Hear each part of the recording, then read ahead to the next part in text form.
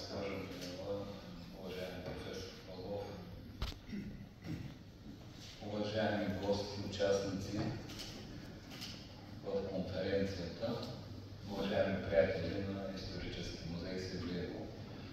Изключително ми е приятно да бъда тук в началото на това събитие, което в рамките на 3 дни ще разгледа доста интересни факти, свързани с историята на нашия град. Радвам се, че в залата има и ученици, които със сигурност ще научат нещо интересно. 100 години историческа дейност в Севлиево е така много забележителна дата.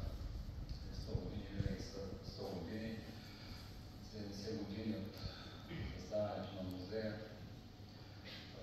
Използвам така случая да изкажа своята благодарност от името на общината към всички, които в тези години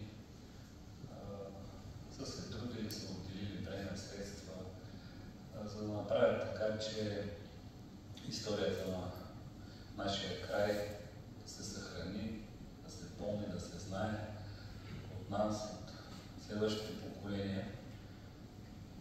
Аз като кмет съм имал удоволствието да работя с госпожа Милева и с господин Найден Петров като директор на музея и на тях лично искам да изкажа благодарност за това, което те правят.